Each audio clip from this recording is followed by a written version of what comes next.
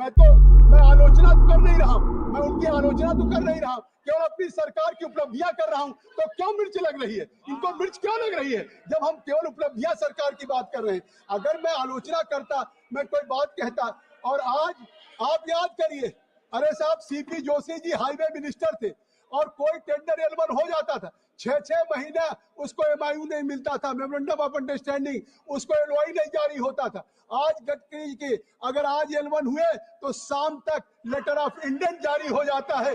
और आज इसीलिए जहां पहले 2014 में, अरे रुक जाइए, अभी हमने शुरू किया है, अभी जस्ट मैम शुरू किया, हमारे समय है 9 किलोमीटर, जहां हम 2014 में 9 किलोमीटर बनाते थे, आज हम 36 kilometre per day national highway बना रहे हैं और 300%। इसलिए हम कहना चाहते हैं, आज आपने देखा कि किस तरीके से हमारी रोड मिनिस्ट्री में या हमारे रेलवे में 2013-14 में बजटरी सपोर्ट करते थे।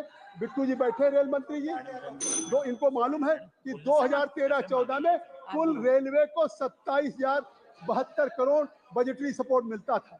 14-15 में 13-14 बात 14-15 में 30,121 करोड़ बजटरी सपोर्ट था रेलवे का, 1.7% बजट का, 1.8%। और आज 25-26 में भारत के प्रधानमंत्री ने 2,52,200 करोड़ दिया है, हमने अपने बजट का 5% दिया।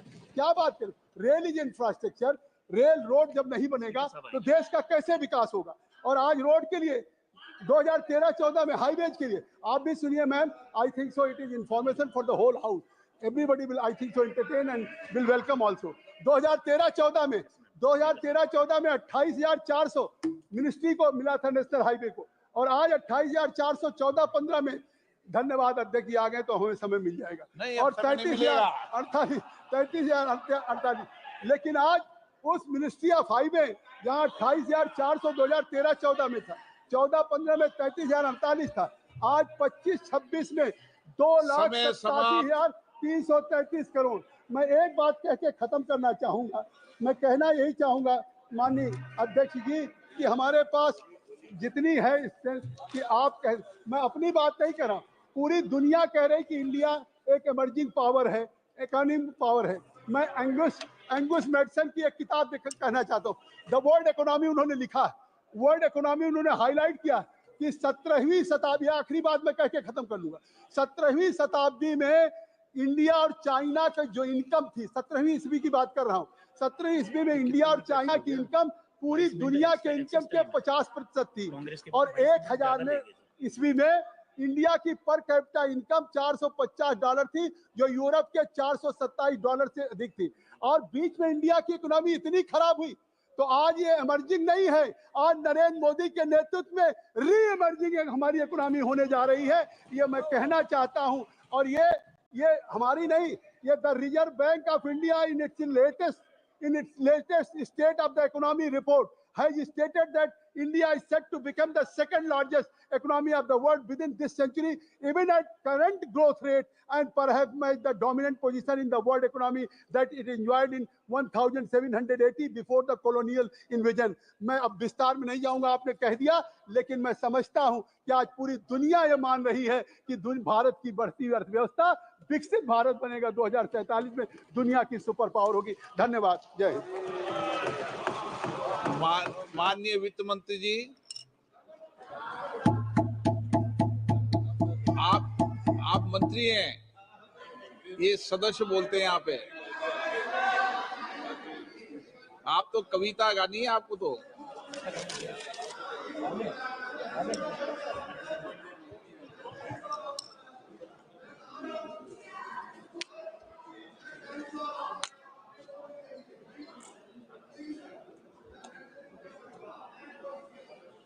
So thank you very much, Speaker sir.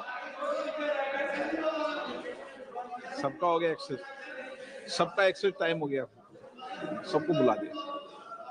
Sir, it's indeed it's very gratifying that 78 honorable members have spoken on this budget related discussion. I'm very grateful. Please बैठिए सीट पे, प्लीज बैठिए सीट पे। No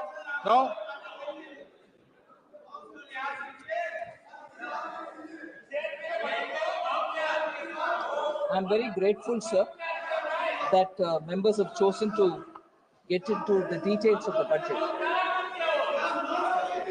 Sir, actually, this budget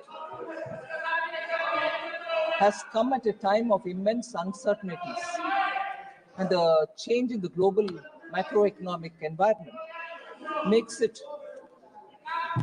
challenging. So, if there are challenges which have actually made the budget preparation with a lot more uncertainties, I have to at least put in front of the August House that there are issues which are of global concern, which also have an impact on our own budget making. There is a continuation of global conflict in the Middle East. Russia-Ukraine war continues. Stagnation in global GDP and sticky inflation in the emerging markets are all vitiating the atmosphere in the entire developing economies.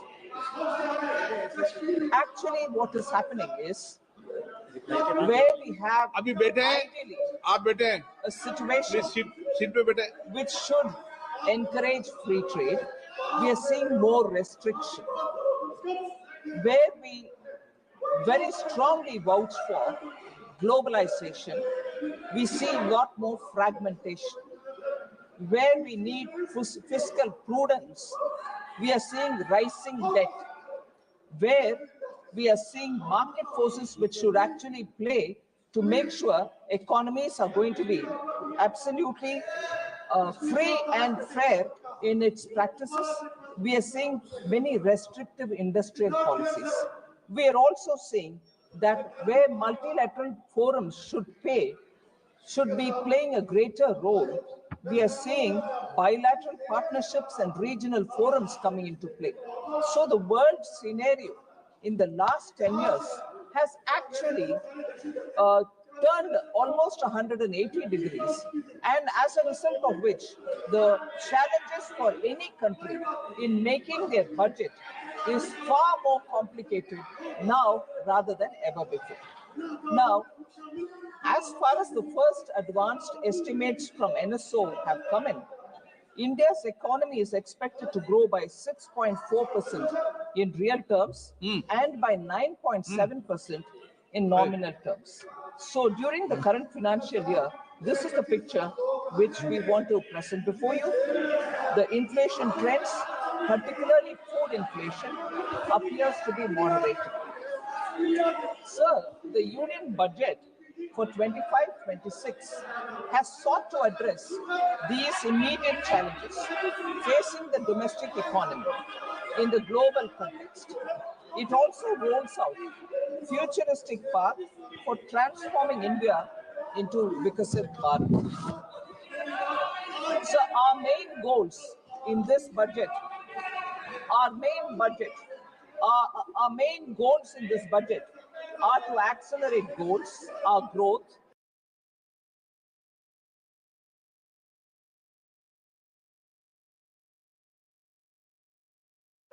secure inclusive development, invigorate private sector investments, and uplift household sentiments. So, with a focus on Garib, youth, Annadata, and Nari, the budget likes to reveal new schemes and reforms in the following broad sectors: promotion of agriculture, MSMEs, investments, and exports as growth engines, and building rural prosperity and resilience. We also want to have employment-led development, spurring domestic consumption, and boosting manufacturing in India, including export promotion. Continuing public capital expenditure, sir, and rekindling the animal spirits in the private sector to step up investments. And most importantly, investing in people, investing in economy, and investing for innovation. These are actually the union budget. These are actually the points on which union budget is focusing, so that we balance the national development priorities with fiscal imperatives. So some of the budgetary outlays I want to highlight here, sir, so that it covers most of the concerns expressed by many of the members. The budget, first thing before I even utter the outlays for each of the schemes, I want to highlight one concept, if you want to say, effective capital expenditure. What is effective capital expenditure, sir, and why do we need to? I'm sure very many members of parliament will fully be aware of it, but for the records, I'd like to describe it for a minute. Effective capital expenditure includes core capital outlays and the grants in aid for creation of capital assets. Though the grants in aid for creation of capital assets, sir, is accounted in our budget, is accounted as revenue expenditure, they go for creating capital assets in the states. So we include them when we talk about effective capital expenditure. In the budget of this year, 25-26, the effective capital expenditure is projected at 15.48 lakh crores as against 13.18 lakh crores in the RE of 24-25. So the effective capital expenditure in BE 25-26, sir, is about 4.3% of our GDP. That is only 0.1% of GDP lower than the fiscal deficit of this year, which is 4.4. This year, meaning 25-26, which is 4.4% of the GDP. So the effective capital expenditure is 4.3% of GDP. Fiscal deficit, 4.4% of GDP. What does it indicate? It indicates that government is using almost the entire borrowed resources for financing effective capital expenditure. So the borrowings are not going for revenue expenditure or committed expenditure or any of those kinds. It's going only for creating capital assets. So in effect, government intends to use about 99% of borrowed resources to finance effective capital expenditure in the upcoming 25-26 year.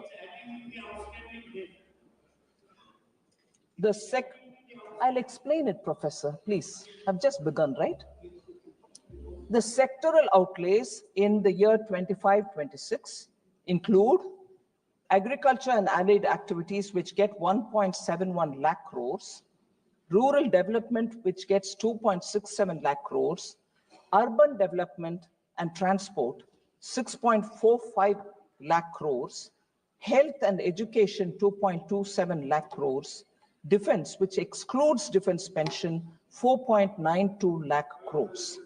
So I just want to highlight the fact, sir, that money is not being denied to any of the capital expenditure accounts, because I heard occasionally this argument being put forward saying, has the paradigm shifted from capital expenditure because that gives a greater multiplier effect to giving people, the taxpayers, some money in their hands for boosting consumption? No, these data from the current budget, which is before us, shows that capital expenditure outlays have not come down at all. On the contrary, they've gone up.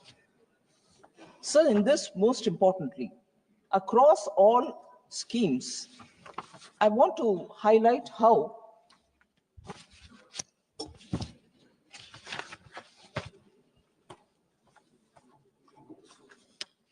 transfers to the states, that is for the year 25-26, will be 25.01 lakh crores. Transfers to the states across all schemes. And I just want to go back to listing out how much after COVID the capital expenditure is increasing. At the same time, including tax devolution, finance commission grants, and funds for centrally sponsored schemes, 50-year interest-free that we give for the states, all put together, the transfer of resources to the states is growing by the year. 2020-21, sir, 13.44 lakh crores, which is an increase from the previous year, that is 2019-20, where it was 13.19 crores. 21-22, it rose to 13.40 lakh crores. It was 4,000 slightly less because of COVID-related issues, although we targeted a higher number. But in 22-23, it was 15.56 lakh crores, which is 2.16 lakh crores more than the previous years. And that is the year when we brought in the 50-year interest-free loans for states. Interest-free 50-year loans. 23-24, 17.998 lakh crores, which is again 2.42 lakhs crore more from the previous year. 24-25, 22.91 lakh crores, 4.93 lakh crores more.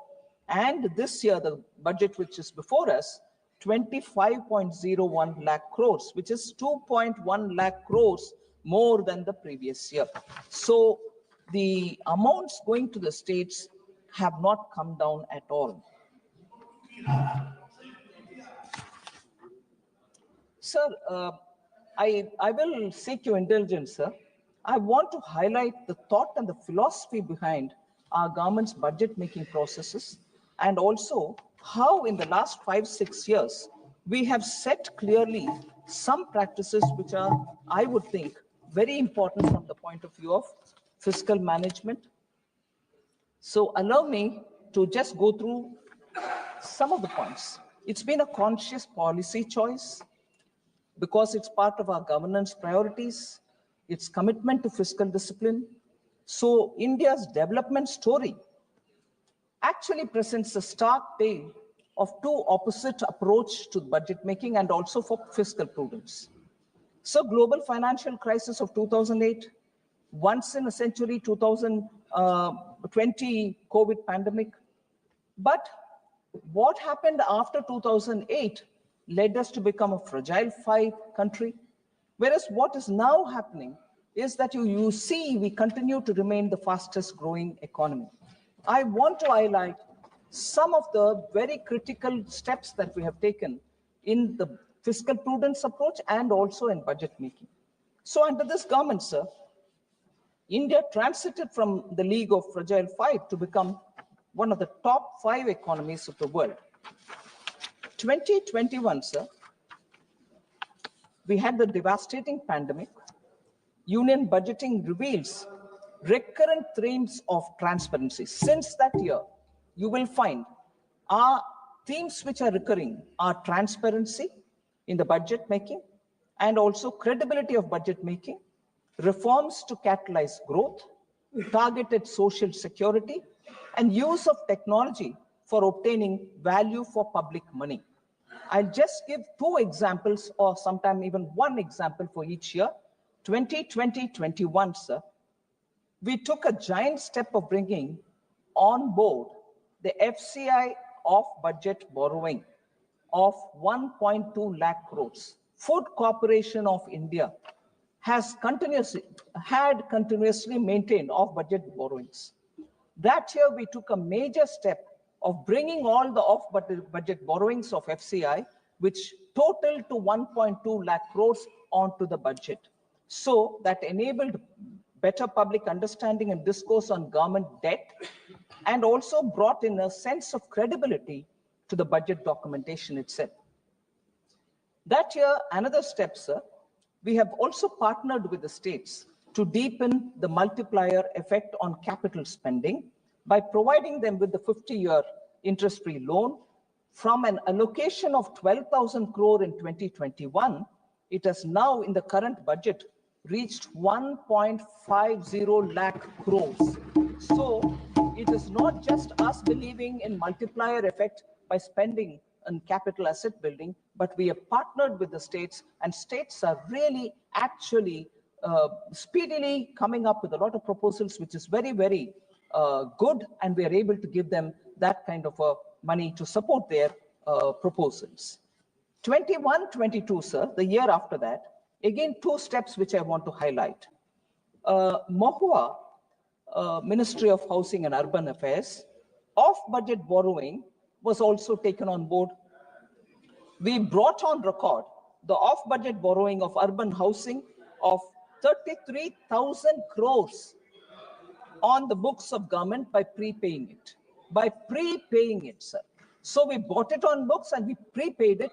And that's a major initiative that we've taken to make sure the budget's transparency and nothing outside of the budget will be done. That was the second major step. The first year it was FCI, the second year it is Mahuas. That year, again, just-in-time release and transparency in flow of funds to the states, the single nodal agency model was introduced.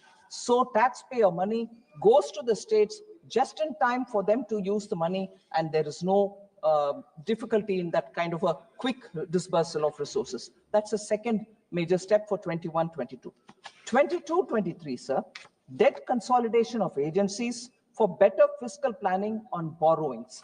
Professor was very worried about the borrowing, the debt and everything else. This is one of the points which I want Professor to consider as to why consistently between 2021, we are taking measures to reduce debt, at the same time make public money go for productive asset building activities. We commenced financing of capital outlay of railways and highways from the union budget that time, 22-23. This allowed for debt consolidation, particularly railways debt consolidation began happening from that year of these agencies and helped lower cost of borrowing. So as borrowing by government is cheaper than borrowing by agencies, so efficient use of money, there also we have shown that this kind of a step can actually better utilize taxpayers' money. 23-24, sir, one big step, recognizing the taxpayer by easing tax rates. The new tax regime was made the default tax regime, sir, with new slab structure, with reduced tax rates, and also rebate limit was raised until 7.27 lakhs rupees monthly earning, annual earning, with marginal relief also given, which until 7.27 lakhs, where no tax was payable at all. This year, of course, it has gone to 12 lakhs. So the fifth point I want to say is 2024-25, sir, we empowered the ministries with a proposal which was suggested by the PAC, which was very actively looked into by the Public Accounts Committee. And then we consulted the CAG, and then we brought in a revision of new service and new instruments of service limits. This is the fourth time since independence. A major step of this kind has been brought in with substantially enhanced financial delegation to improve operational efficiency in ministries. Otherwise, for small amounts, they had to keep coming for permission seeking and so on. That has been cleared. Ministries are more empowered now, and therefore decisions and dispersal of money happens quickly. This year, proactive disclosures, realistic estimation, and ensuring greater predictability are the steps that we've taken. I draw the attention of honorable members to the statement in 4AA, the expenditure profile. Many members would have seen it. I still draw their attention to this particular thing, which outlines the SNA balances with states in select schemes. It's an important thing I want to draw the attention of honorable members. This brings to the fore, sir, for the implementation challenges of states, the need for action to remedy at the state level. What I want to highlight here is not only the center, but also the states will have to look at debt consolidation and also rationalizing their debt balances. And therefore, we have outlined a debt consolidation pathway for the union government till March 2031. And this would give some kind of guidance to the markets with greater predictability also. So that is the important step I want to highlight, sir, that in the last 5 years, you see certain underlining currents in the budget preparation, contents of the budget also being transparent, and therefore speaks strongly for the budget being a very reliable document.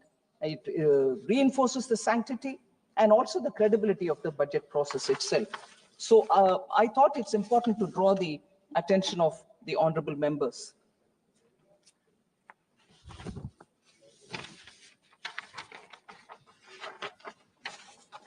So now I move to issues which have been raised by honorable members. I broadly grouped them, and therefore, instead of going by member, issues raised by 3 or 4 members have been grouped together, and I speak in response to their issues.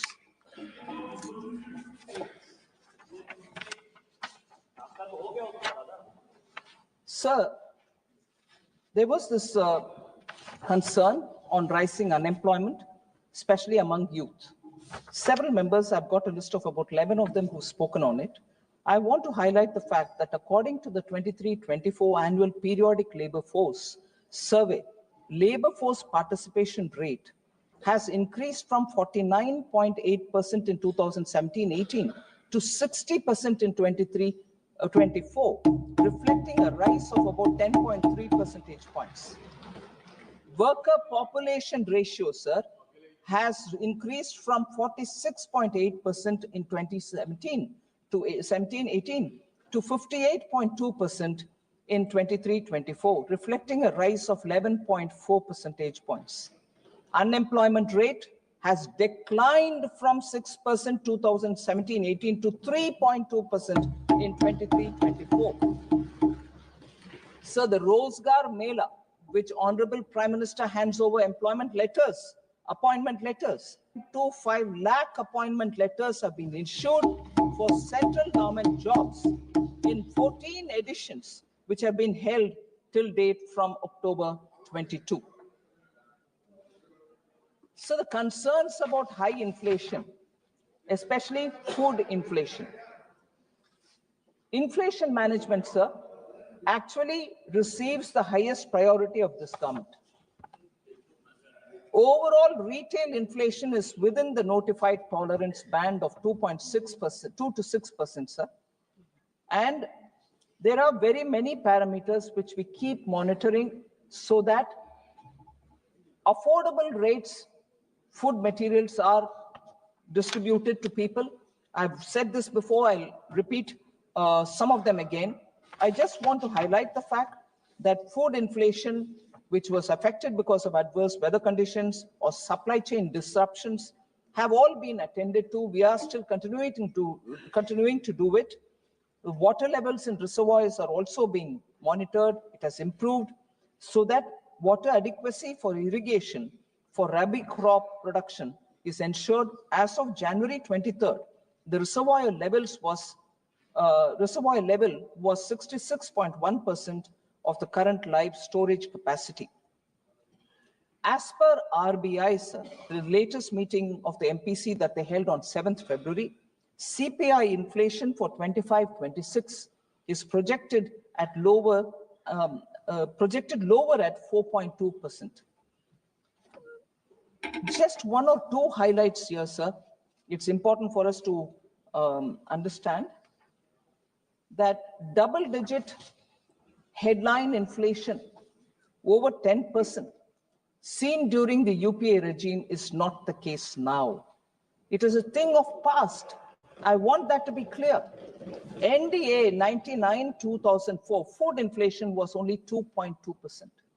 UPA 1 2004 to 2009 food prices soared to 6.5%, creating pressure on household budgets. UPA 2 2009 to 14 food inflation reached a staggering 11%, causing severe hardship for the public. NDA 2014 to 2024 food inflation was brought down to 5.3%, indicating a robust focus on supply chain improvements and agricultural reforms. So fuel inflation under UPA 2 was 8.9% compared to NDA 2014 to 24, which is at 4.4%, highlighting better management of global price volatility under NTA. Sir, LP, I'm coming to that, sir. LPG cylinders. Sir,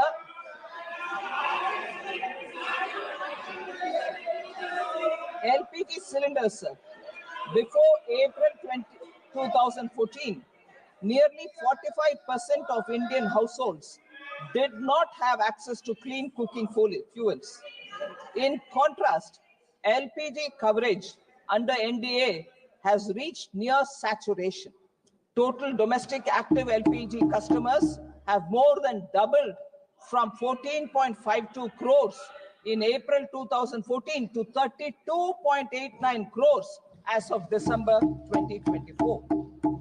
After a targeted subsidy of 300 rupees a cylinder for PM Ujjwala Yojana consumers, the government of India is providing 14.2 kg LPG cylinders at an effective price of 503 rupees per cylinder in Delhi, which is available for more than 10.33 crore Ujjwala beneficiaries across the country.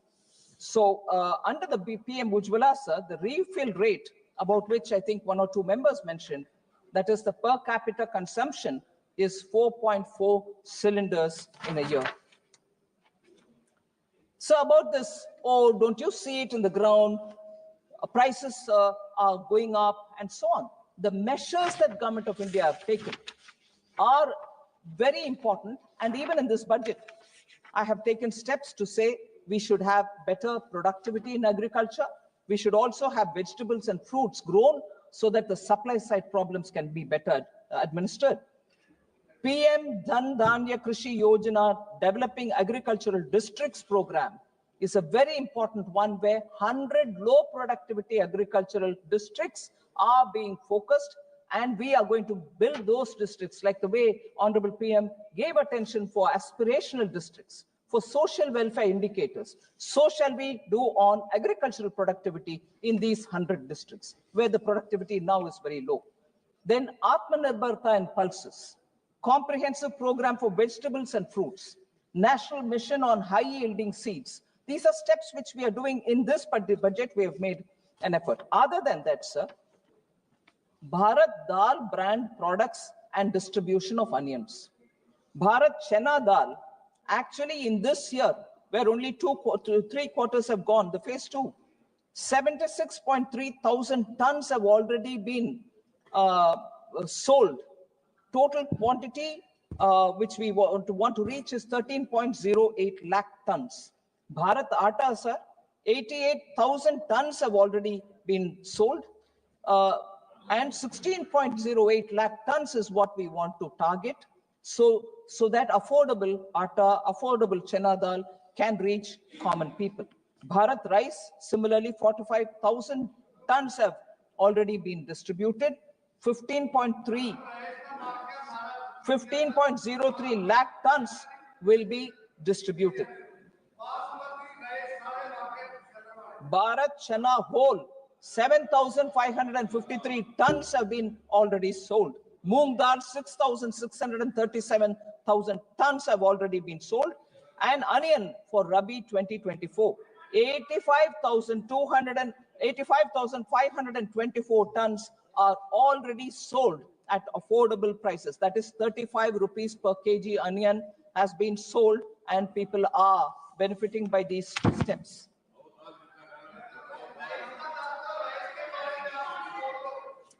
Sir, I want to come to the third point which people have raised: depreciation of the Indian rupee, on which several honorable members have spoken. I want to respond to that, sir. Various domestic and global factors influence the exchange rate of Indian rupee, such as the movement of dollar index, trend in capital flow, level of interest rates, movement in crude prices, current account deficits, etc.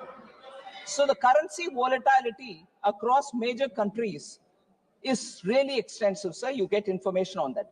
The US dollar index rose 6.5% during October 24 to January 25. आ रही हूँ sir, उसमें भी आ रही हूँ. हाँ, आ रही हूँ. Major Asian currencies such as South Korean won, Indonesian rupiah, Malaysian ringgit depreciated by 8.1%, 6.4%, and 5.9% respectively in this period. G10 currencies, sir, also depreciated during this period by more than 5.5%.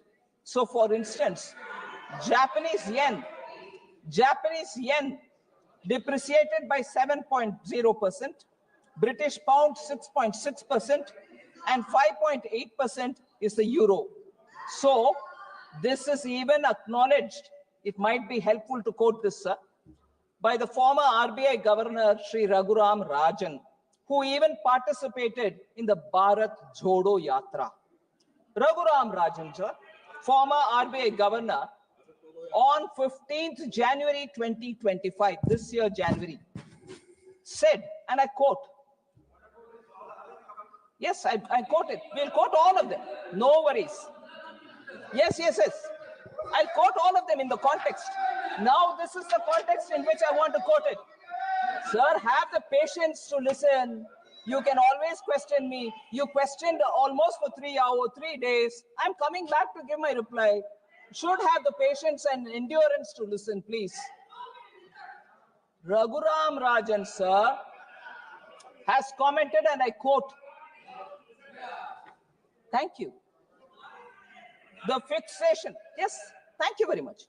The fixation, of course, is always with the rupee-dollar exchange rate. I'm quoting, sir. The fixation, of course, always is with the rupee-dollar exchange rate.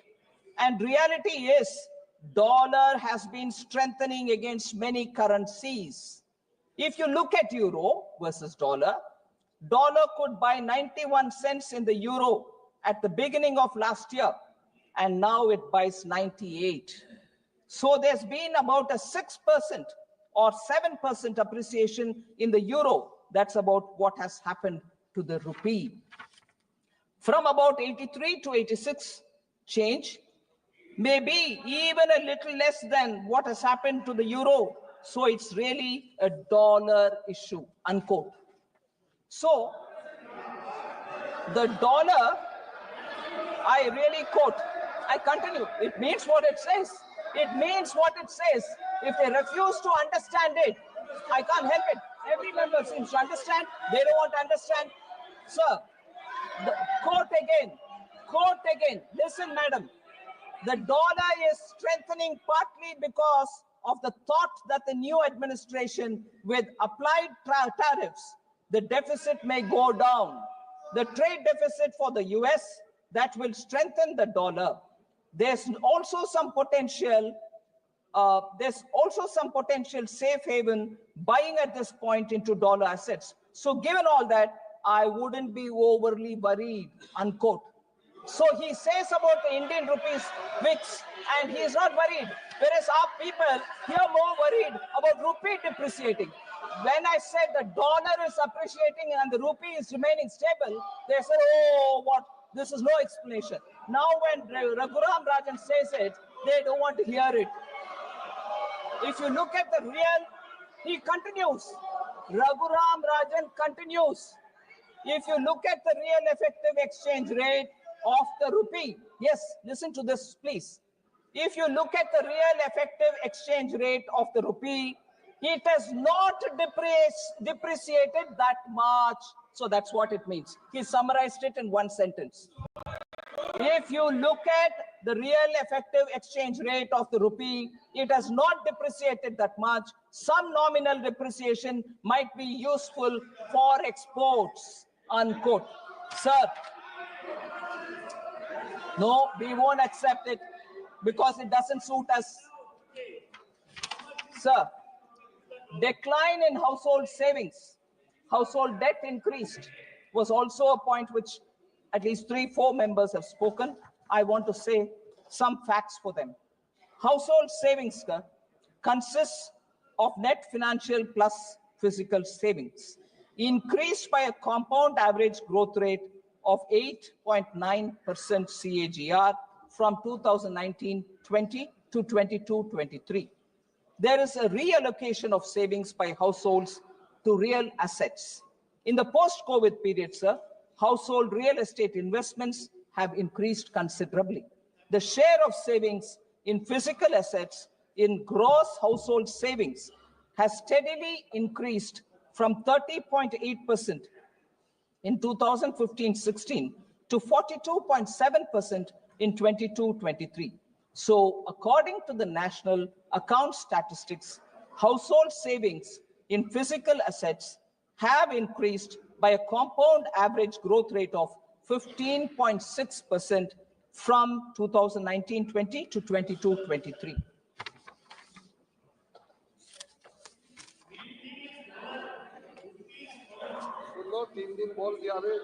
Sir, public spending slashed.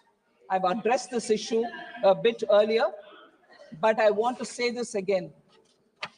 Total expenditure of the union budget, sir, in 25-26 is projected to be about 50.65 lakh crores. Total expenditure in this budget is 50.65 lakh crores, which is higher by about 2.44 lakh crores and 3.49 lakh crores than 24-25 BE and RE of 24-25.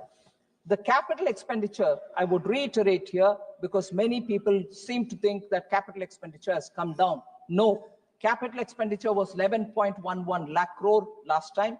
Now it is 11.21 lakh crore, so it has only gone higher. And as said earlier, the effective capital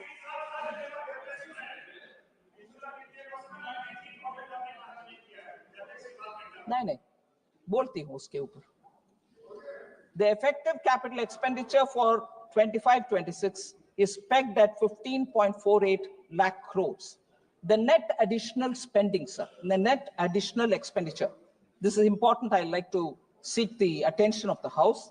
The net additional expenditure of 2.44 lakh crores, which is higher, that is, in BE 2025-26 over 2024-25, is mainly going to finance three major items.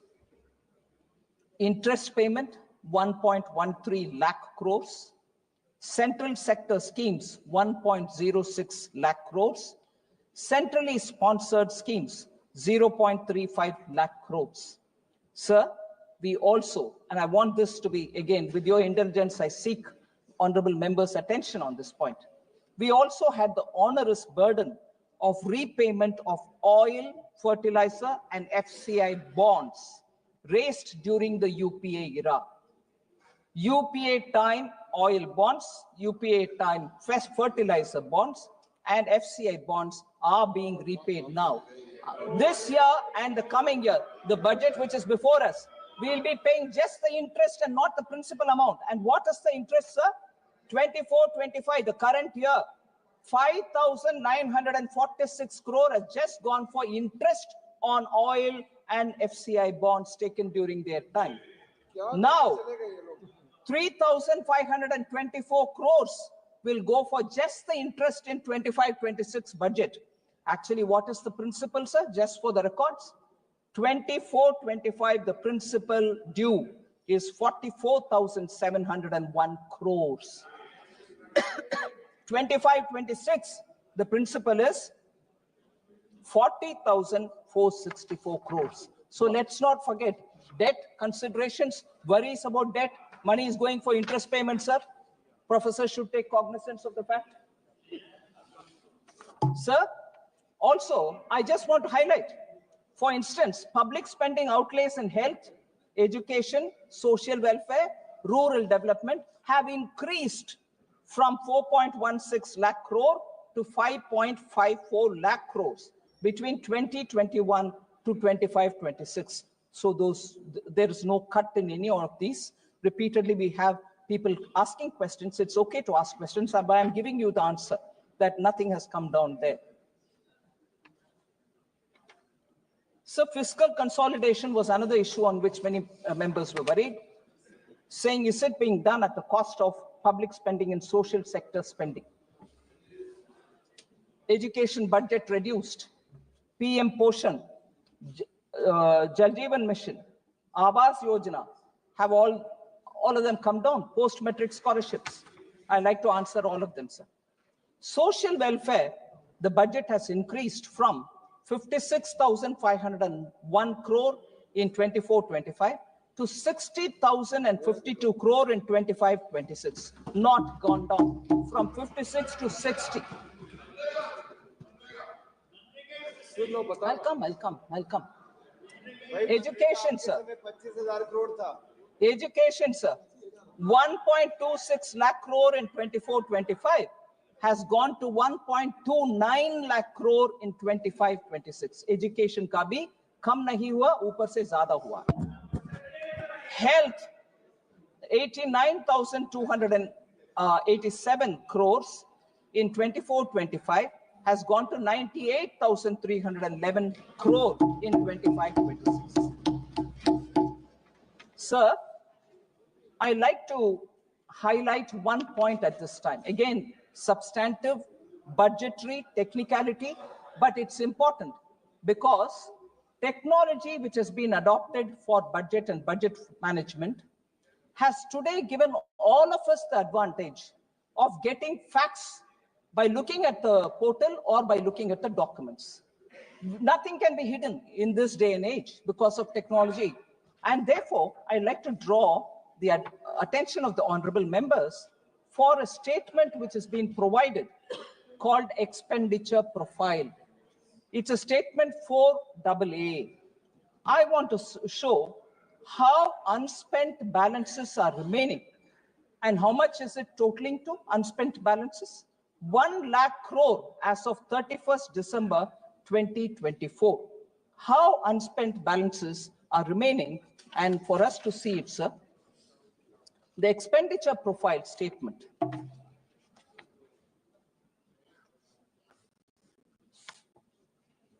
This is along with the budget, it's been already presented. 1,395.45 crores is lying either in the SNA account or in the treasury or in an escrow account in the states. In the states. 1,395.45 Rashtriya Krishi Vikas Yojana. On that head of account, this much money is lying there yet to be utilized. 4,636.55 crores is lying in the states, assistance to state agencies for intra-state movement of food grains and the FPS dealers margin under NFSA. National Food Security Act. Many honorable members are really concerned, and I can understand the concern. But if money is lying in the accounts, if you just give the utilization or raise the bills, you get the money.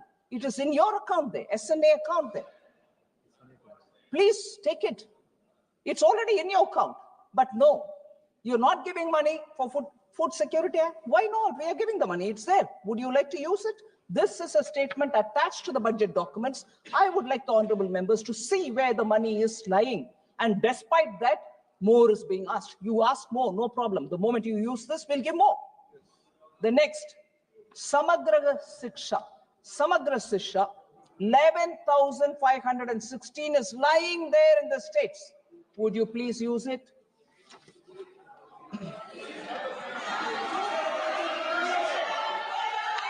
There was a lot of concern on portion.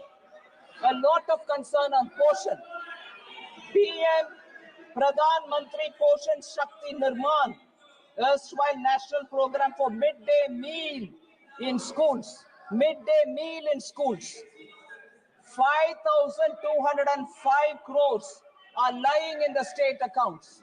And this is for Poshan Abhiyan. And here I hear voices. प्रधानमंत्री जी, बच्चों का nutrition के ऊपर आपको कोई ध्यान नहीं है क्या? अरे पैसा आपके अकाउंट में है भाई, यूटिलाइज करो. हमने तो दे दिया पैसा, आप क्यों नहीं यूटिलाइज कर रहे हो? मुझसे पहले हमें क्यों पूछ रहे हो? So Go use it. This document is available. Have a look at it if I'm saying anything abrupt. So next, sir. These are not chota mota amounts. These are big amounts. I want to ask question therefore. Sir, flexible pool for RCH and health system. Sir, I've heard health minister Jagat Prakash Nadda ji. No, you can always ask me, Supriya ji, all the questions, but I've heard you all. I want to come up with my answer. Please have patience, and you may ask me again. But if I'm telling you anything that which is not already available with you, I'll be ready to answer. But it is that what proof I budget document by? Ay, Bhagwan. Budget document hai bhai. Sir, flexible pool for RCH health system strengthening, National Health Program and National Urban Health Mission. National Urban Health Mission. How much is left in the accounts? 2,988 crores lying with the states. Next, I've heard questions being asked of the health minister. Next, I've heard health minister trying to respond. No, I'm giving teachers. No, I'm giving paramedical staff. No, we are funding. You know, sir, how much money is left there? Human resources for health and medical education. 7,059 crores are lying in the state account. Would they please use it? Sir, next.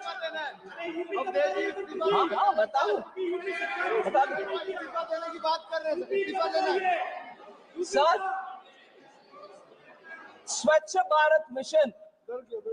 Sometimes they raise questions saying, was it necessary for Honorable PM to speak about Swachhata on the ramparts of Red Fort? He spoke and he's carrying the mission forward. And as a result, World Health Organization has said health has improved among women and children, and those which we heard many members speak. I want to show how much in the Swachh Bharat mission urban money is left with the states. 12,319 crores are with the states. Please spend it. Please spend it. Sir, Amrit, another. They are very concerned about urban.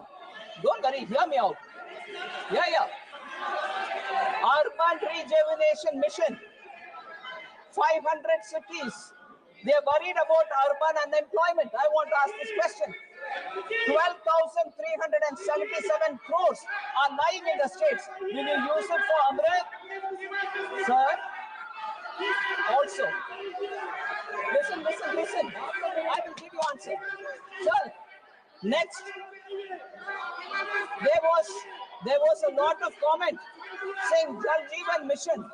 Mantri ji baithe hain, Patil Saab idhar baithe hain, minister.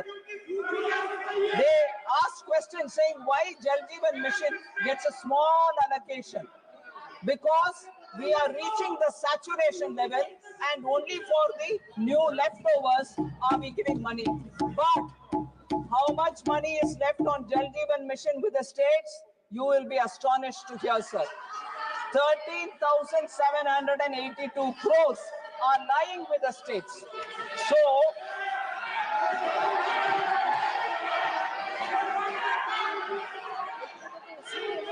sir, I'm not letting this list go. So pardon me. They say about many new people, many poor people. Dharmendra ji बैठ जाओ. We want people to आपकी hear. सरकार नहीं है, बैठ We जाओ. want people to hear. We want people to hear. Oh yes. No, they didn't know this also. Okay, you get it. Sir, they say PM Awas Yojana, Gramin Urban, they didn't have any number. 14,000 is left with the states for Gramin. Mahatma Gandhi National Rural Guarantee Program, 4,351 crores are lying with the states. मानिए, please.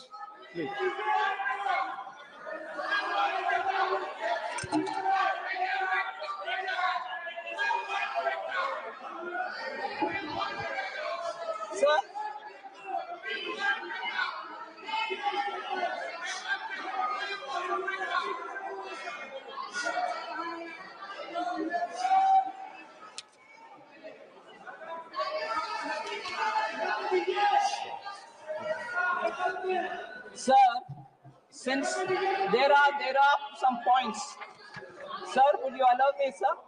I like to. Don't worry, I'll come. बैठिए माननीय बैठिए. I've heard you for 3 days. I'm telling you a reply. You should have the patience to hear. Tanimori ji.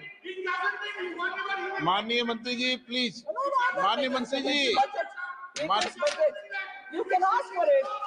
You can ask for it, sir. Sir, I respect Member Kalyan Banerjee.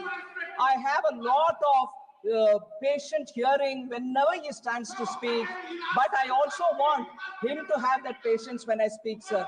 I request him. हाँ बिल्कुल बात करेंगे जी, एक minute.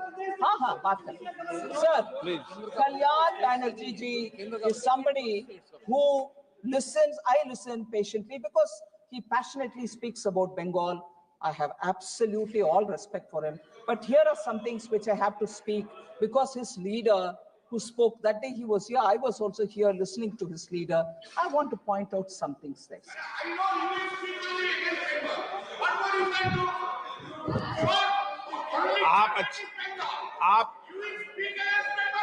आप please बैठ जाओ, गरिमा बना के रखो. माननीय सदस्य आपकी गरिमा बनती है, फिर बिगाड़ लेते हो आप. बैठो ना, आपकी गरिमा बनती है, थोड़े दिन बाद फिर बिगाड़ लेते हो आप. Listen and then conclude. Yeah. Listen to me. Okay. Yes, I'm going to give. Okay, please. I'm giving. Listen. Very well said. I'm going to say that. Sir.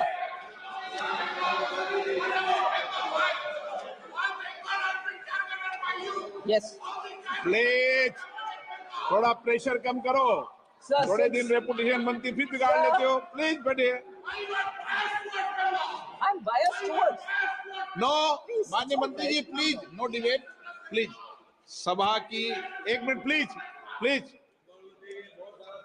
माननीय सदस्यों प्लीज बैठिए.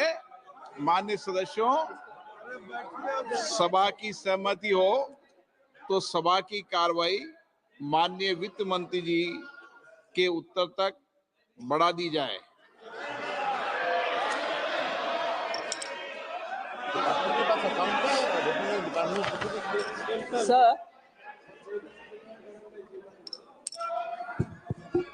Sir, क्योंकि already budget, tell me about my state, all that comes, so that it is a biased budget. I'll come back to speaking also specifically as was requested by Honorable Member Kalyan Banerjee. But before that, Sir, Shri Dharamveer Gandhi ji, who started the debate, raised a lot of points. Some of them I would want to answer, and that was also followed by many other members.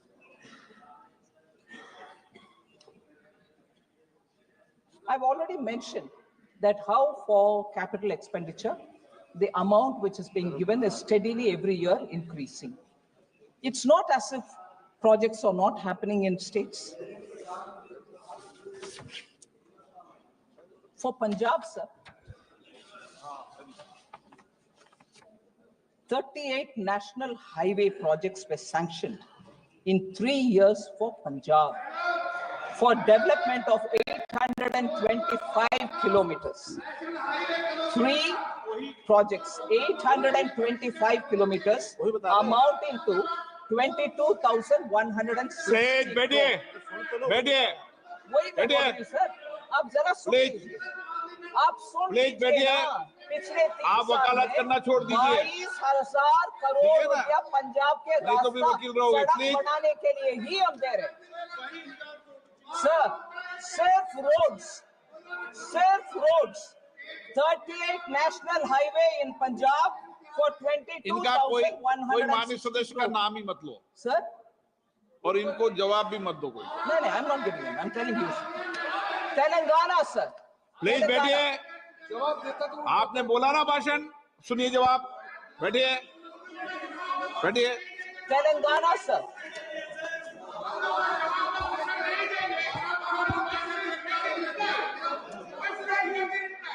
replying. Yes.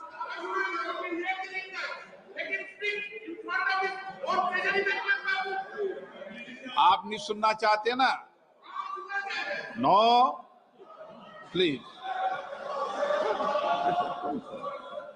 Sir, Telangana, sir, the Kakatiya Mega Textile Park in Warangal, announced as PM Mitra Mega Textiles Park in August 2024, Union Cabinet approved the industrial node, and that is also one of the, 1 minute, sir.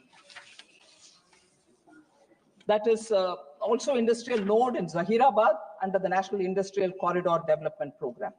So if that is one of the examples that I can give, for Kerala, sir, in August 2024, Union Cabinet approved industrial node in Palakkad. 1,300 kilometer national highway constructed in Kerala since 2014. 1,126 kilometer of national highway corridors being developed under Bharatmala Pariyojana in Kerala. I've just given a sample. Karnataka, sir, 5,213 kilometers of national highways constructed in Karnataka since 2014. 7 airports operationalized in Karnataka since 2014. Constructed 1,652 kilometers of new railway tracks in Karnataka since 2014. Tamil Nadu, sir, Chennai Metro Rail Project Phase 2 was approved under Central Sector Project, total of 63,246 crore, of which 65% is by central government. 4,100 kilometers. I've given you Kerala some examples. I read that first.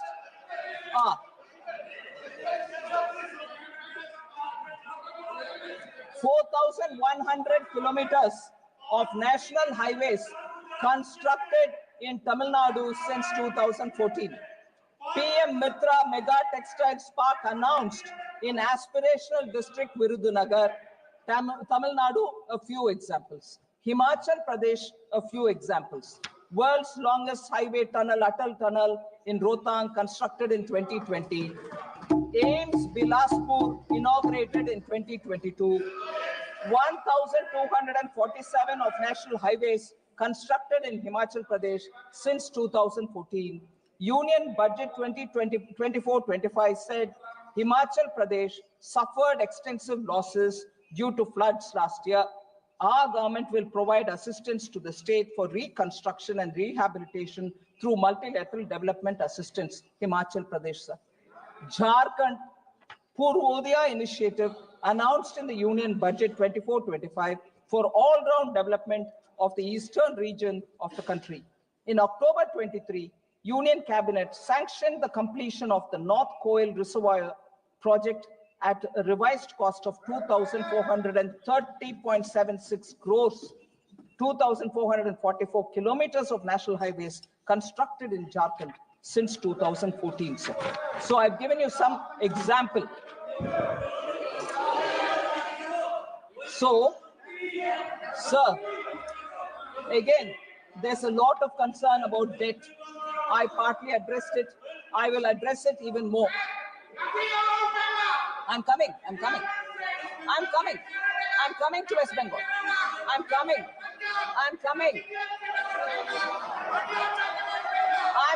to Bengal. Please patiently bear too. Suniye. Sir, about high debt, there's a lot of worry. I want to say on account of pandemic, the central government fiscal deficit reached 9.2%. 61.4% was the debt level to the percentage of GDP. But we've made strident efforts to bring down both fiscal deficit and also the debt to GDP. Since then, the fiscal deficit and debt percentage have been brought down. Now we have 4.4% of the fiscal deficit number, which is already put in place for 25-26. And for debt to GDP, sir, we have said that we will bring it down to 50% plus minus 1 by 2030-31, clearly showing that the debt of the country will come down. Central government debt will come down and come down to that level which has been suggested by the committee which went into debt management, both of the center and states. And what has been suggested is what we are indicating. Yeah, I'll come to that. All right. Liabilities of the central government, sir, are mostly, I want honorable members to appreciate the fact that the liabilities of the central government are mostly domestic liabilities in nature, with a small portion, which is 3.4% of the total liabilities at book value, which are external sector related. So the downside risk, because if a big number is attributed to external debt, then there will be a concern, but our external debt is not big. I want that appreciated by honorable members. Sir, it is important for us also to understand. आपने क्या कहा? सब सराहना करें, Thank you. सब सदस्य. Thank you, sir. Sir, I want to highlight the fact that the amount being given at different stages for different support for public sector undertakings are kindly to be recalled, sir. Are kindly to be recalled, sir. If huge amounts are going from the central exchequer, they are going for valid causes. One example I want to give before the honorable members. During the UPA regime, sir, BSNL's market share fallen from 19% in 2005 to just 7.96% in 2015. Repeatedly, public sector undertakings, BSNL, questions are being asked, speculation. I want to show what BSNL was like when they left and what has happened to it today. I will show with money. Due to delayed tenders. Why did the value fall? Delayed tenders. They were forced. BSNL was forced to pay for spectrum 18,499 crores when they were no position to pay at all. They were compelled to pay. And as a result, they went into deep debt themselves. Lack of timely financial support and willful neglect. Yeah.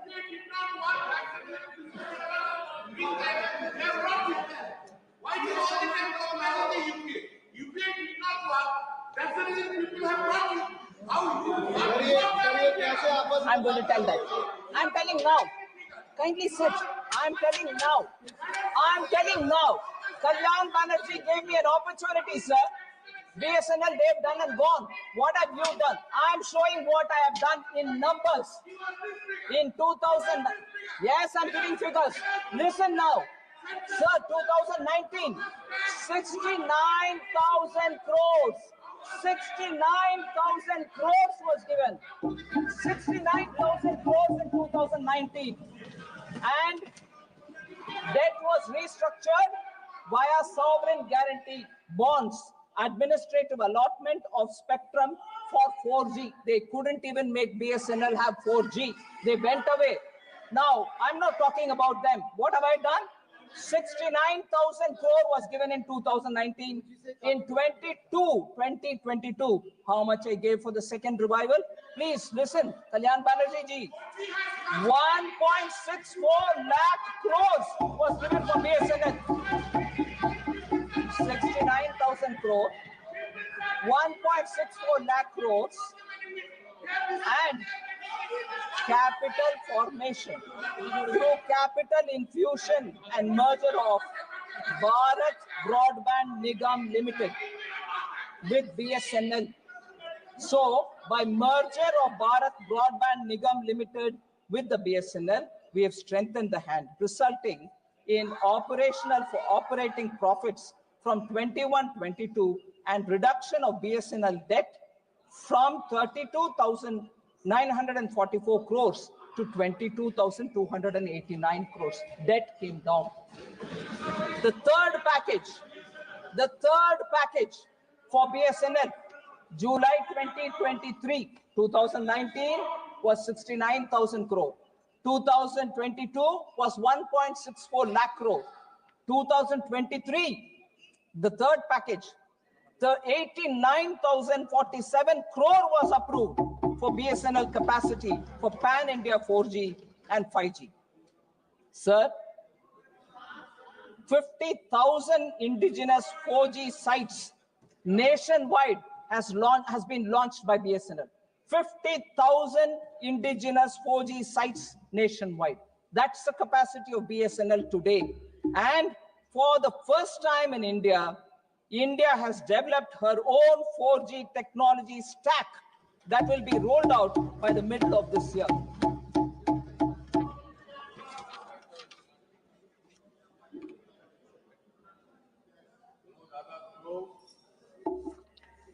Minority affairs. Members said you have reduced the allocation for minority affairs. The budget for Ministry of Minority Affairs has been increased from 3,183 crores in 24-25 to 3,350 crores in 25-26. No reduction in the budget allocation for minority affairs. Okay, sir? Food, fertilizer, and subsidy for them for food and fertilizer reduced. I want to highlight, sir, major subsidies for food and fertilizer and petroleum has increased from 3.81 lakh crores in 24-25 to 3.83 lakh crores in 25-26. Food subsidy, it's an important point I seek your permission, sir, for honorable members to know that food subsidy, members may recollect that in 23-24, the government had infused 11,000 crore equity in the Food Corporation of India so that their capacity to run the institution and, if anything, borrow from market will help. Fertilizer subsidy, sir.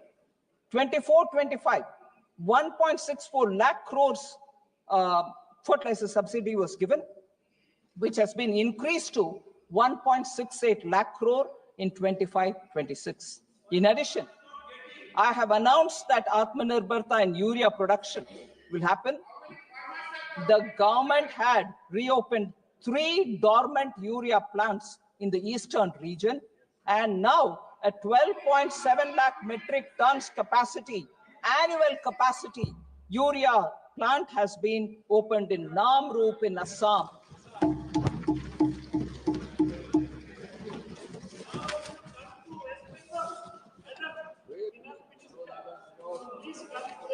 Yes, Professor. Yes. Yes. How many points are there? That means nothing more than that. Sir, before I go to the specific points on Bengal which were raised, I'm reading out, like I did for Kerala, like I did for Jharkhand, like I mentioned about Punjab, since Honorable Member Kalyan Banerjee is very keen. I want to list out the things that we've done for Bengal. Kindly. AIMS in Kalyani inaugurated in West Bengal in February 2024. Railways. Railways.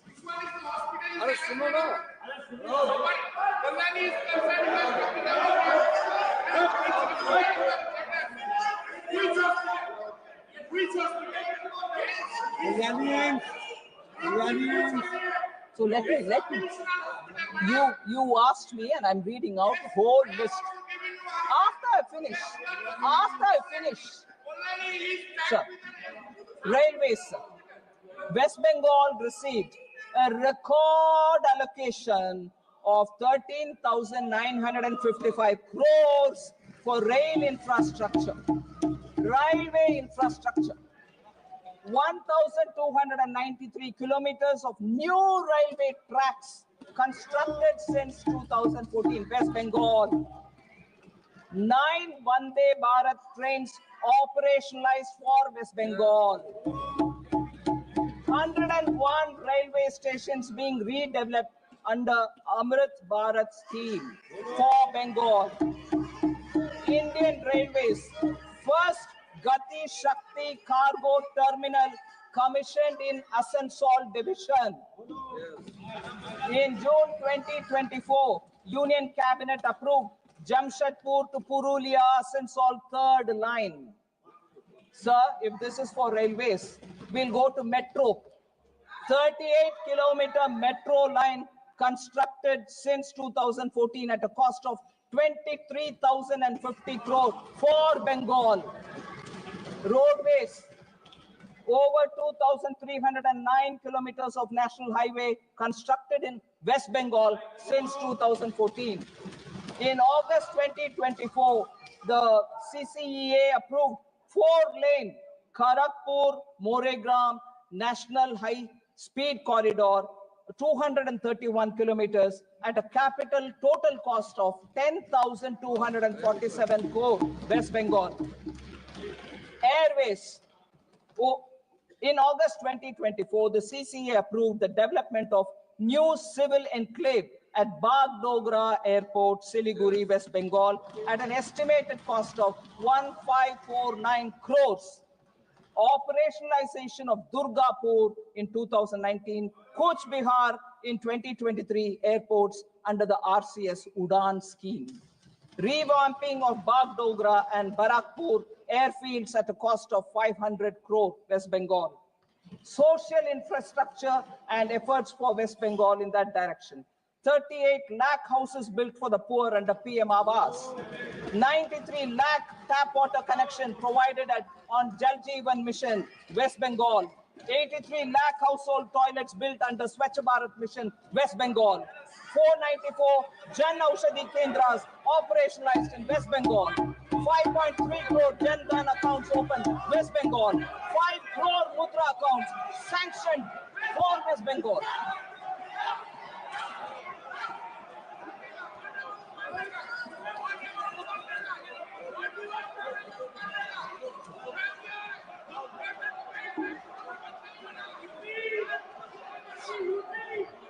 Sir,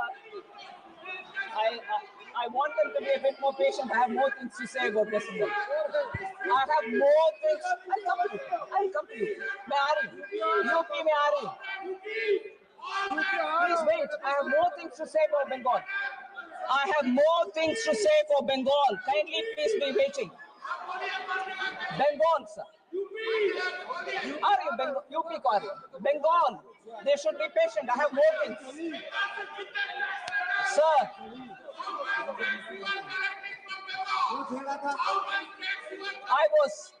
I was listening to the speaker from Bengal, sir. He said Bengal Virodi budget. I want to address that, sir. Sir.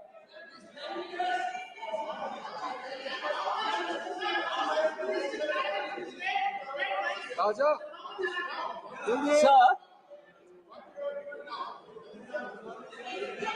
Bengal MPs, sir, spoke about financial blockade. Huh? UP आएगा? मैं आ रही हूँ, बैठिए, मैं आ रही हूँ, बैठिए, मैं आ रही हूँ, बैठिए.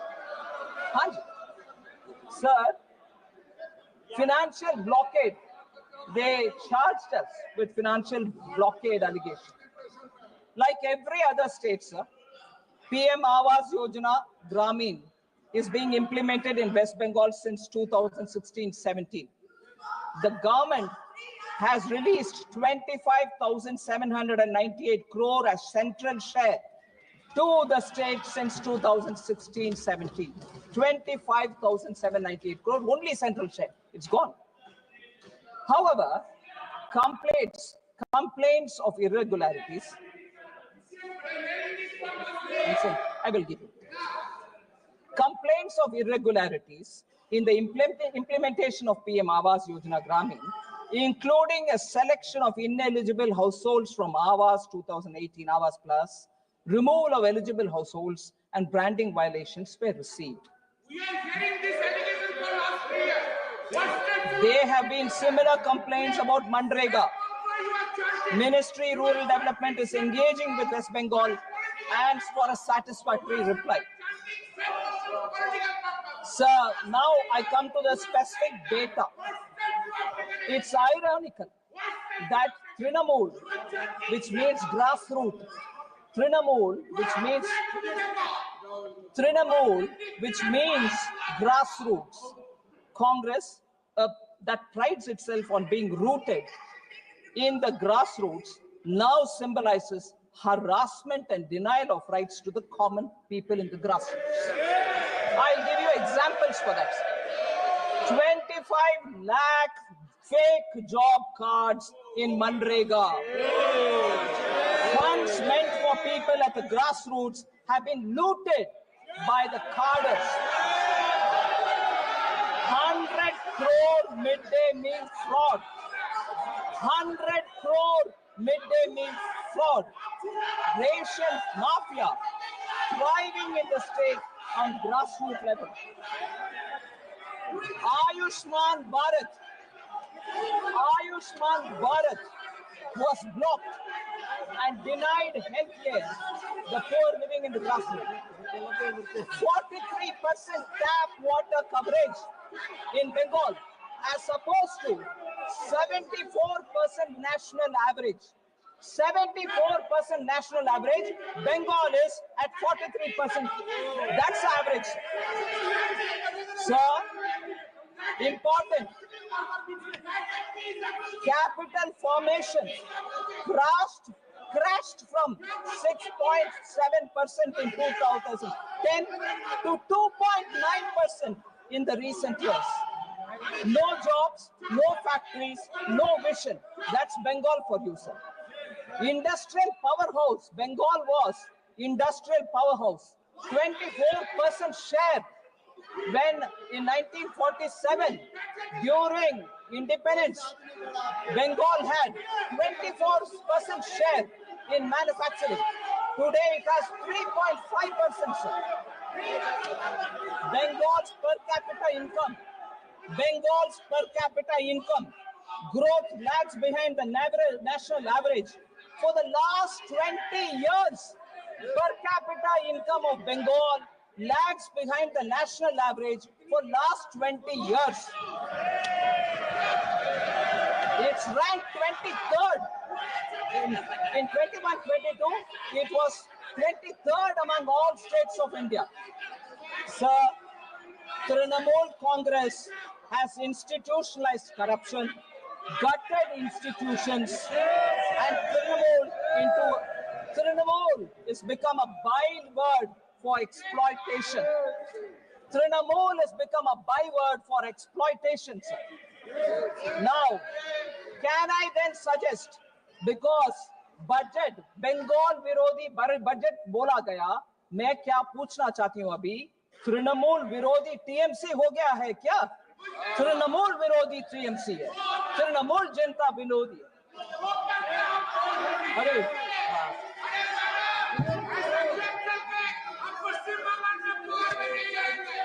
Sir, I'm coming to the last few things, sir.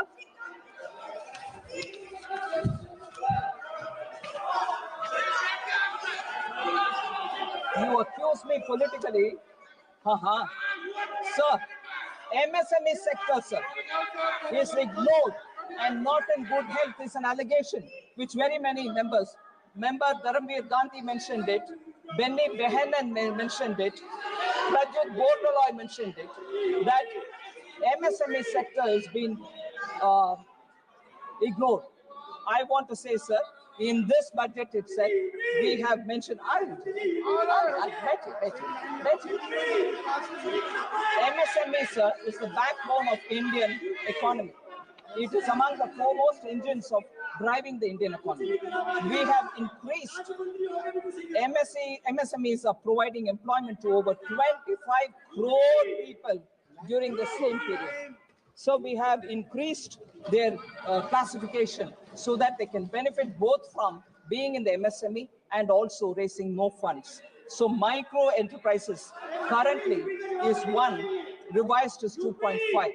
Micro enterprises current turnover is 5, we've revised it to 10. Small enterprises, current is 10 investment, 10 crore. Now we've revised it to 25, and current turnover is at 50, we've revised it to 100. Similarly, for medium enterprises, sir, we have revised it from 50 to 125, and for turnover 250 to 500. Credit guarantee cover will be enhanced from 5 crore to 10 crore, leading to additional credit of 1.5 lakh crore in the next 5 years.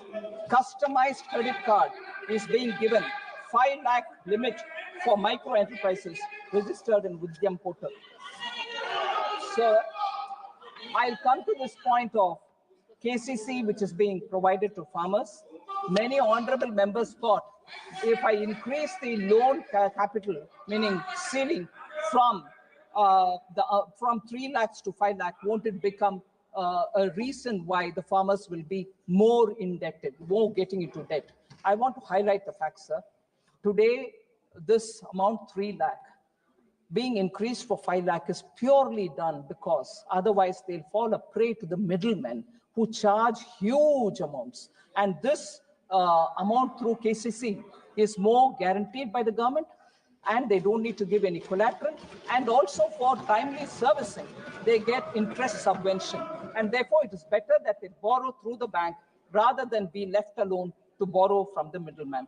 That is the intention with which we brought in the KCC. Nearly 8 crore farmers, sir, will be benefiting from this short-term lending, which will begin from 1st April 25-26. Sir, therefore, very clearly, sir, the budget document clearly speaks on the various schemes through which we want to increase the liquidity which will be available for people.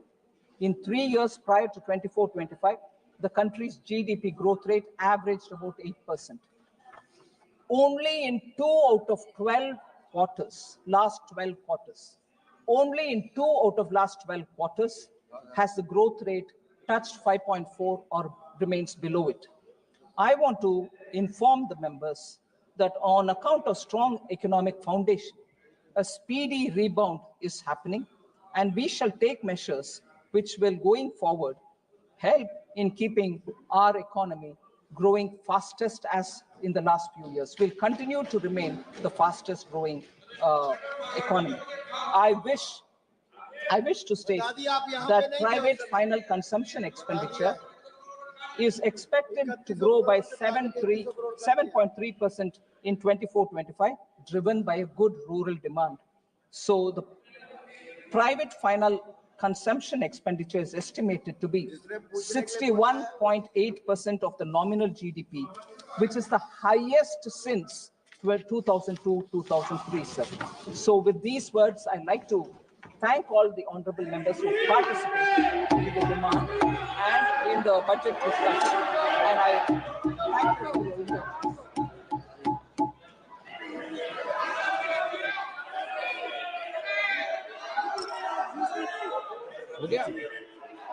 सभा की कार्रवाई गुरुवार दिनांक 13 फरवरी 2025 को प्राप्त 11 बजे तक के लिए स्थगित की जाती है।